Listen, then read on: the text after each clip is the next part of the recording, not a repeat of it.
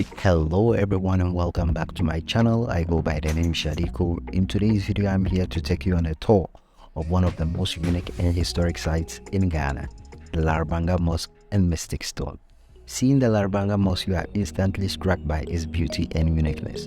Built in the traditional West African style, the mosque features a thatched roof and mud walls decorated with intricate geometric designs. The mosque is considered one of the oldest mosques in West Africa and is a testament to the region's rich cultural heritage. I can't wait to know more about it.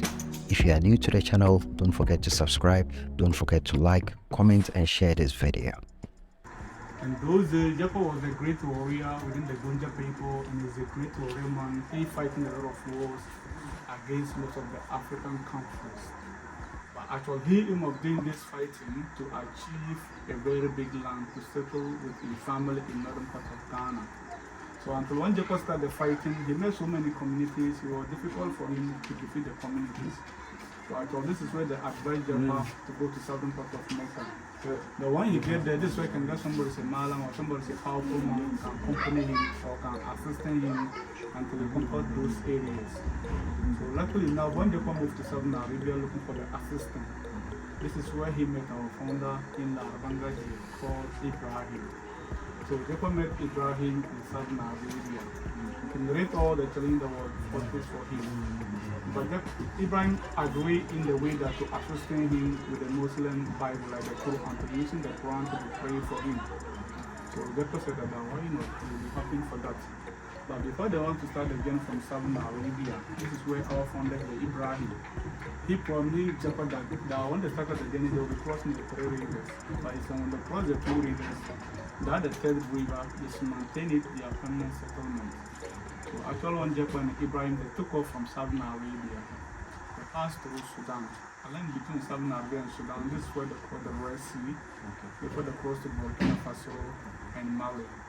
When they're about to enter Ghana here, the first river that they cross Ghana here, we have the river, we call it the White Volta. When we're crossing Tamale to this area, we can cross this river, we call it the White Volta.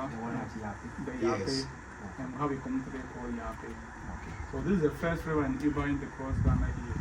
And the final river, they found it difficult way to cross Ghana here for the Black Volta. And you're crossing south to the north, or how we come to call Mosque. So the Black Volta and Ibrahim, they found it difficult way to cross there. Until getting to some town, this is where the Gonja King Japa, he could not survive from the Black Volta there. So he died from there, leaving our founder here alone, Ibrahim. By that time, Ibrahim having the mind or the intention to go back to southern part of Mecca to settle. But if you look at the environment for Ibrahim, Ibrahim is so old and so weak, he cannot move back to southern part of Mecca to settle. So this is why he decided that to look for a golden land or a pure land to settle around here. And because he couldn't die from the Black Water there, he thought once he couldn't die there, the land that was selling was largest and polluted. That's why he needed to mind them to settle around the Black Water there. So the first settlement that Ibrahim can settle around here, where we have the Mystic Stone, is half a kilometer away from the mosque. The Mystic Stone, maybe after here, we move to the Mystic Stone. Actually, this is the first point that Ibrahim can settle at the Mystic Stone side there. But he also can meet the Mystic Stone, and the reason why he settled around the Mystic Stone side there, anytime when Ibrahim is facing some challenges for his mind, he go close to the stone and lay his hands on top of the stone and pray in the name of God. God always answers his prayers for him at the Mystic Stone side there. So this is where he's still at the Mystic Stone side there, having the mind or have the idea to build this mosque at the Mystic Stone side there. Even this mosque is supposed to be at the Mystic Stone side there. But if you look at the location at the Mystic Stone side there, the land there was not a flat land. So those days, this kind of mud building is not put up there.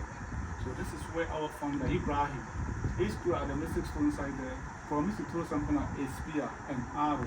In the way that he promised to throw the spear, and he said wherever that the spear hit has not landed, this is where finally he will put the mosque, or this is where he settled. So one day midnight, Ibrahim made the intentional the stone before he threw the spear high into the sky. Until the following day, he was moving around to see where the spear hit has landed. Finally, Ibrahim found the spear, the foundation of this mosque. In the black level you can see around the building of the mosque. Actually, this is the natural foundation was there before the spear come and landed, the middle of the foundation of this mosque. But when Ibrahim traced out from the stone side there to here, he saw the foundation was natural there. He was wondering that why the foundation is here but no one settled here. So this is where he have the mind or the idea to go around of the foundation of the mosque to see whether people settle here or not. So through Ibrahim moving around the building of the foundation of the mosque, this is where he found some booklets. He took the booklet and read it in Arabic as a pious Muslim. This is where God will guide him to settle. And all the process Ibrahim alone can complete everything, the building of the mosque, everything was documented of the booklet. So after now, we still have the booklet about our chief imam in this community. And the booklet is very huge. The person cannot take this booklet. Apart from a number of 6 or 7 people and taking this booklet and call it a Quran. So after Ibrahim read the booklet, he copied the plan, he alone can complete everything of the mosque. This is where he started from the down until he finished the top. And he built the mud and the clay, no cement. And today you can see some stick pointing in and out, some wood. The reason why I've been seeing this stick today, or this wood today, when Ibrahim started building the top of the mosque, he built a level that he came tired until the following day when he came to continue. Ibrahim through the part of the mosque was increased by himself naturally. So he was wondering why the building was keep more increasing by himself. So this is where he brought the idea to fixing the stick. To know whether the building was raised by someone or it's a spiritual for him. And when he fixed the stick, he realized that through he was reciting the Quran, part of it was written by God for him like spiritual. Until everything was completed by him, part of it was written by God. Until everything was completed. And when everything completed, he was using one door, which is the chief imam door. But before when the committee opened coming, this is where Ibrahim had the idea to add up some 3 additional door, making 4. Each door having a function of the mosque. So the first door will have the chief imam door, and the second door will have the mother entrance, the one who called for the prayers. Right at the back of right as you can see some door right as which is the back of the mosque. This is the ladies' entrance. And the 4th entrance that will have all the general, all the men entrances. So we'll start moving around all this building. You can see all these doors and you can ask questions and you can take pictures as much as possible. And before we go around back of the mosque, you can see some big tree right as here. Actually, this tree called a baobab tree. They are very common in Ghana. And this baobab tree also signifies where the barrack, the founder of this community, Ibrahim, the one who completed the building. In the way, after Ibrahim completed everything at the mosque, they used the mosque for accommodation and the place for worshiping. So later on, the one is about to die. This is where he gathered the elders here and promised them that now I'm too old. And he said to the elders that any day, anytime when he died, that is look for some small lands closer to the mosque to be burying him there. And this is where he gave a promise that after when they bury him and finish, that's some few months later, they will see some tree shooting up on the grave. Now when they saw any tree coming up from the grave, the leaders of the community, they should come together and do take care of the tree.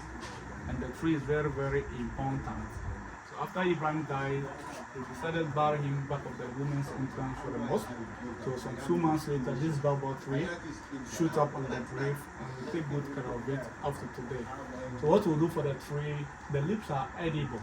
Every year, the chief choose someone to climb on it and cut some of the branches and we'll dry it on the floor over there. When the wall dries, it will come like a powdered form. And we use it for sources, and we believe that it keeps praying for blessing from the community. And we also have our festival called the Fair Festival during Ramadan. So this is the time they share the leaves among ourselves here, and any kind will cook large number of food, and we'll gather at the mosque that time, and we'll celebrate the Fair Festival. And this is the time also we can bring the Quran also out, recite for the community. And anybody who's part of that time, everybody will take blessings from the community in the same time for the Quran. But apart from that, individual count for their main interest problem. So when you have your problem and you came and you explain to the chief imam, They have some process you can pass before they bring the Quran out for you. They will read it for you, inshallah. The Quran will never disappointed to you. You can see some new building back of the mosque. Okay. It was donated by some ladies from Accra. Though she's a Ghanaian, she just came for tour. She passed from Molly Park, she read about Larabanga Mosque, and she's interested to stop over here. You know that the woman, she read about the Quran. So after the history given to the woman, she's interested to see the Quran. And they take her to the chief imam and show her the process. And she passed the process and they will recite the Quran for her. Later on, she came back and talked to the leaders of the community, she succeeded. And see, this is where she interested to donate something for the community. So because these mosque children are not allowed to go in, so they give this small land to her. So she donated this building and she's part of the mosque. Because when it's time for prayers, students are not allowed to go here. So That means that you still use this for prayers. for prayer, for 5 times daily prayers every day. Especially Friday, the whole community, the entire community come here for the special day prayers. But ordinary day like this, those of them they live around here, they will use it for the prayers, ordinary days. So these paints that we see, is that the original paint that was being applied, or as time goes on, and the wood and everything, as time goes on, you change them, or this is what you use? One thing of the most here, every 6 months, we do maintenance of the building. So we do replacement of the wood and we do maintenance of the paint, everything. But apart from outside, though we do maintenance inside also too. But when you still go inside of this mosque, I can still assure you that you can still see some particular walls are there, we never replaced them 600 years now. And why? Because outside here, most of the children are disturbing them a lot, they can break them at any time. But when we start to maintain, we can fix everything. So because of that, even the chief also have a book called the Community Guest Book. So when people step their legs here, though the foreigners, they have a fixed price to pay to look at the site. But Ghanaians, it belong to all of us, they don't charge the Ghanaians. But they only reserve the boat after the short tour for the community.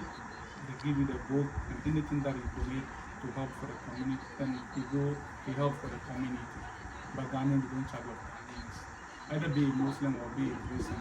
And one thing of the inside, Muslims are not allowed to go in, but Christians are not allowed to go. Muslims are allowed to go but in, Christians are not allowed to go in. just like any other ones. Yes. Yeah. So my other question is, how many people travel, or which countries People, do travel to these places Yeah. to see this place? thank you. Most of the people they come a lot for the Germans and the Spanish and a lot of Germans, Americans, Spanish, they come a lot. And how did they hear about this mosque? This mosque, if you Google of Mole National Park or in Ghana, if you have the mind to travel and you Google or you search for a Mole Park, after you get Mole Park, Larabanga will be the second you see it on the internet. So people come through sometimes when they come to the Mole Park, they want to come here. Yeah. It's a beautiful edifice. Some of us started reading about it when we were still in school. And today we have other For to see sure. it ourselves. Thank you very much. What I would say is that let's keep For sure. it good and in shape For sure. for the future generations For sure. to also come. For sure. Benefit. Thank you very much. It's very good. Thank you very much. Thank you so much for Inshallah. now. Thank you. For your time. Thank you, my brother. Thank you. I will tell my viewers that Okay. anytime they are in For sure. Larabanga or They anytime should they are try in Dama, money. they They should should do try. well to call Fatah. Yeah. And I'll put his number For sure. in the comment section Thank you. so that they can reach out to you. Thank you. And you can show them this. And this is one thing, if you come to Larabanga and if you are interested to say hi to the community, we call him Chief Imam. Okay. It's possible you can say hi. Okay. Because he also last told us that when the visitors are interested to see him, they take them go to the pavilion, have their own pavilion, we can say hi to him, and this is where also we can do some small prayers for us also too. Alright. Yeah. Okay, so thank you guys for watching, and I'm sure you enjoyed this video as much as I did. If you are new to the channel, do consider subscribing. Hit the notification bell so that anytime I release a video, you'll be updated. So next time, I'll see you again. Bye. Thank you.